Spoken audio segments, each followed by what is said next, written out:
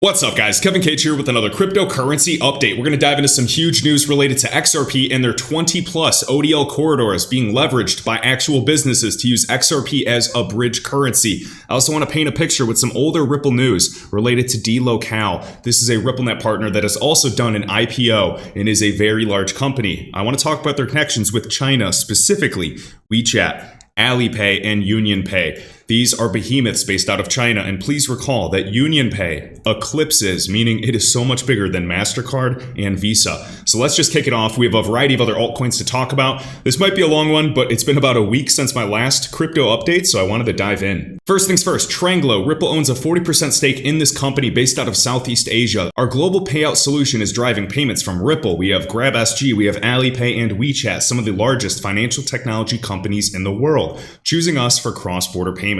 Ripple right there. What's also great to see is this came out yesterday. We're thrilled to announce that we've enabled Ripple's ODL across all our payment corridors. This comes after a successful ODL pilot deployment last September, which saw over 250,000 transactions worth about $48 million processed in just 100 days. Now, please understand that ODL leverages XRP according to even Matt Hamilton, who is a high-level executive over at RippleX. ODL leverages XRP to bridge currencies, allowing businesses to perform instant cross-border payments without costly pre-funding.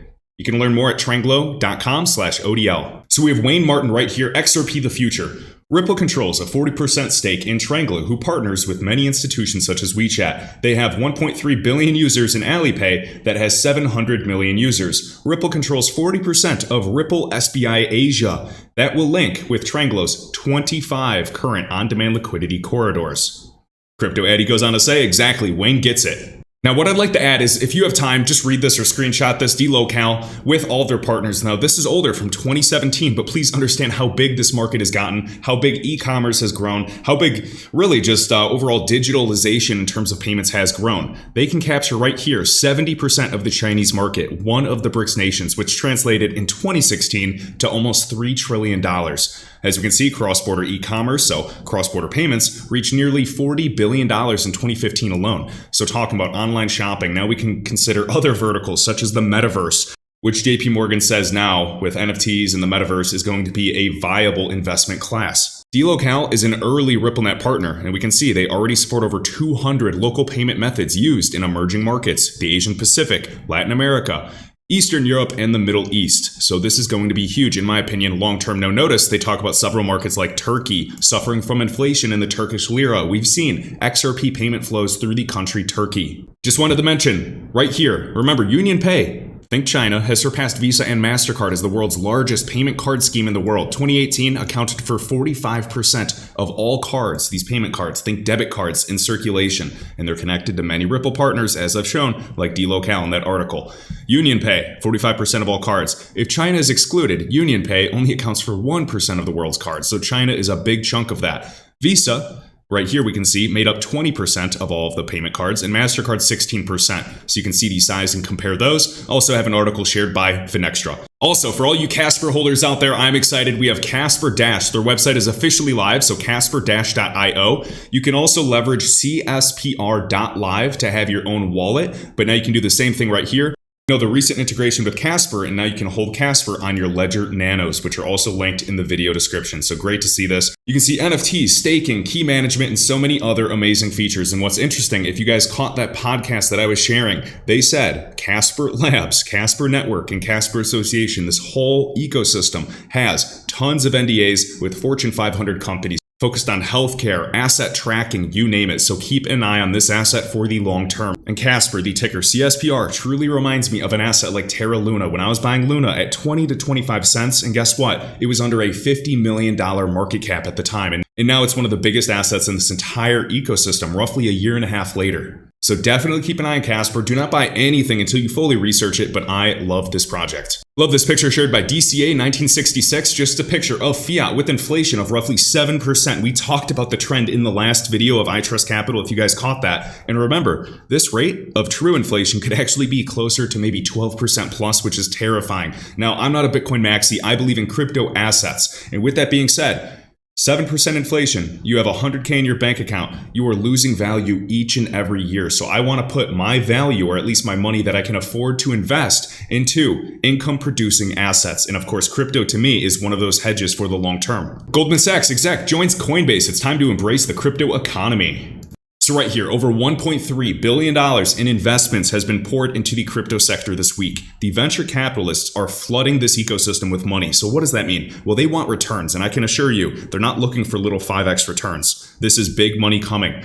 And although many people think that crypto is going to zero, it's a scam, it's a fad, look at the year-over-year growth for the last 10 years. When in doubt, zoom out. What are we seeing? Will there be crashes? Will there be volatility on the way up? Most likely, and that is just part of the game. But these are the really macro fundamental things you have to look at in understanding the growth of this asset class. Infrastructure is growing. Developers are getting more onboarding tools. There's so much going on. Don't believe me? Well, companies that used Ethereum include Visa, Shell, Nvidia, PayPal, Google, Shopify, Amazon, Samsung, Microsoft, Coca-Cola, McDonald's, Home Depot, Bank of America, more to come. And the link is right here. We also have Dan Moorhead. He is the CEO of Pantera Capital, one of the first crypto hedge funds in history. Bitcoin's 4 year-on-year return is at the lowest of its historical range. Seems cheap. And of course, this was last week. And as we can see, Bitcoin did in fact get that nice bounce. So Bitcoin is also trading 60% its 11-year trend. So great to see that we are getting that retracement thus far in the market. We also have unknown wallets moving $30 million worth of XRP before a major market plunge. Very interesting. Right here regarding the XRP lawsuit, I know this is published everywhere thus far, such as AMB Crypto. There's a pretty good chance the SEC will lose all merits. So I saw Alex Becker originally share this before it was circulating, but I did see him get this image from Bitcoin Brown. And looking at this infographic, I'm going to be careful with what I say here because YouTube may not like certain keywords and the algorithm may be against it. So I just want to share, look at this graph, look at the charts, and overall, what do you see?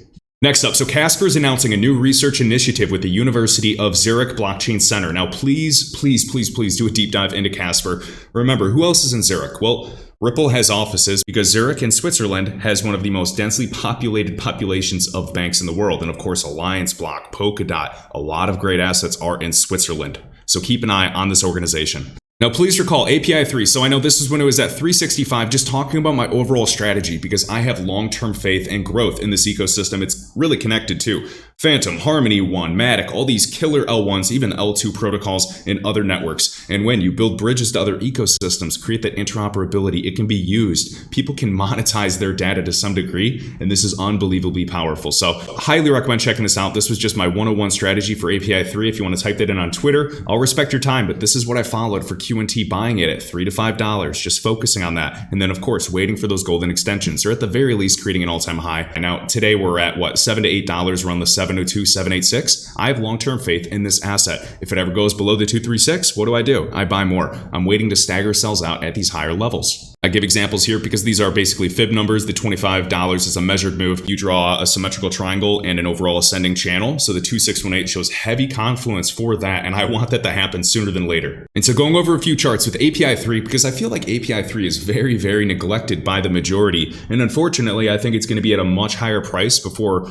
big names finally pay attention to it. So as we can see, looking at API3, and this is exactly what I was referring to with the symmetrical triangle, and then a measured move would take you right to that $25 mark right there. Same exact, really 300, 400% push. Chainlink and Q&T, when Link was like $1 in pennies, it was ranging for 500 days before it finally broke out. So I'm seeing many signs of life, many similar looks per the fractal.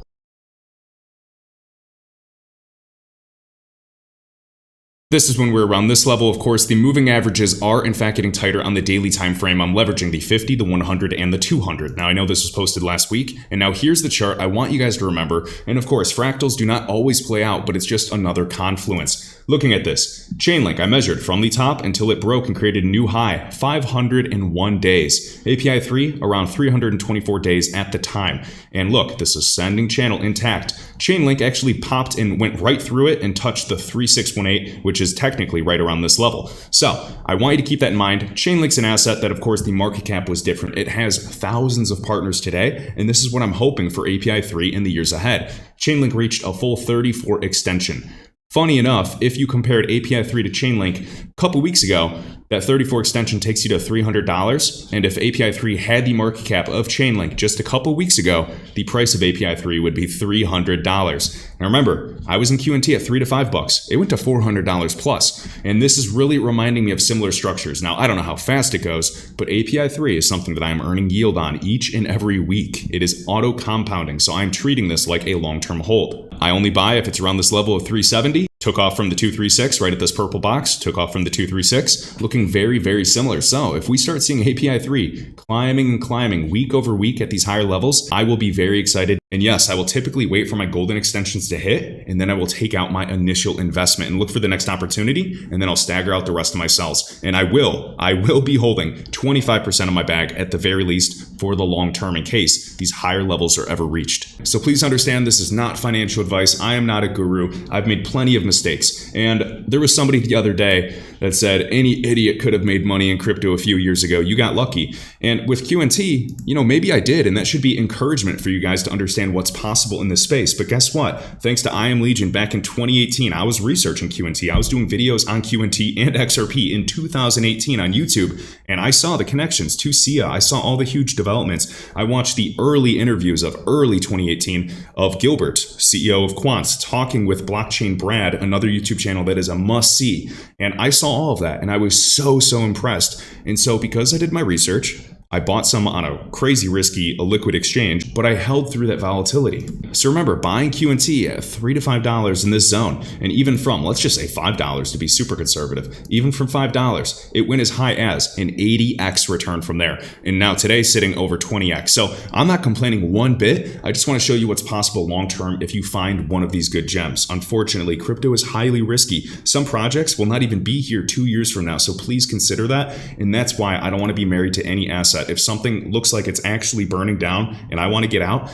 I always want to get my initial investment out. There's no right way, there's just your way, guys. People will call you lucky even when you get in early, and that's just part of the game. But guess what? It takes research, daily work, and diligence. I was probably doing 40 hours of research into QNT during this time, and people don't see the work you do behind the scenes. Next up, we have Caleb and Brown. This is linked in the video description. This is one of the OTC brokers or over-the-counter brokers that I use for 24/7 uptime whenever Coinbase is down, or if I need direct crypto-to-crypto swaps 24/7, this is my go-to, especially with big money. I do not like, and I do not recommend having $1 million on some crypto exchange.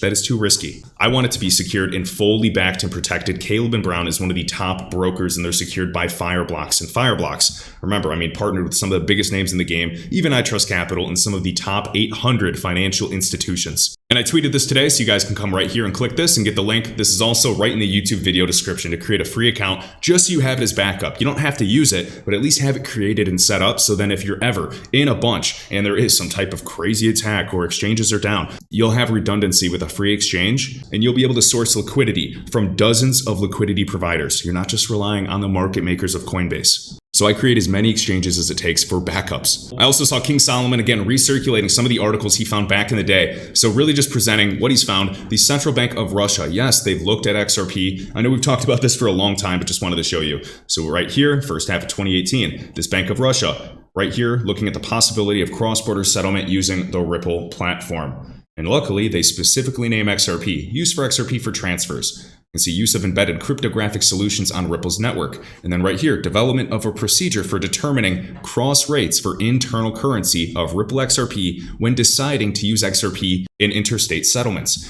And this is just something that I consider. We've legitimately seen every BRICS nation, some of the biggest countries in the world with trillions of dollars, have real talks with the company Ripple. And I don't think it's that outlandish to see that they're future-proofing and they want to understand the technologies out there. Now, the question is, will they use XRP right now? I'm not sure, but I want to show you that yes, this is legitimate. And yes, they've been looked at for several years. There's bank trials even in 2015 and 2016. And keep in mind, it's 2022. So what kind of progress has been made behind the scenes that we don't know about? Also, by Blockworks, a legislature in Utah introduces a bill to allow the state to accept Bitcoin as payment for taxes. In the previous video, I talked about the future where we're actually going to be able to use crypto to pay our taxes. I believe it'll be coming. It's just a matter of time. And last but not least, guys, I have some exciting news to share on the channel. I'm happy to announce that I have joined as an advisor at IronKeyCapital. This is a state-of-the-art digital asset fund. We're on a mission to make investing in Web3 assets more accessible for all. So stay tuned for more, because this fund is focused on enterprise adoption and utility. We're going to be hosting a Twitter Spaces shortly. I'll be having these gents on a video conference to do a YouTube interview. And if you'd like to learn more about IronKey Capital, I have this form down below.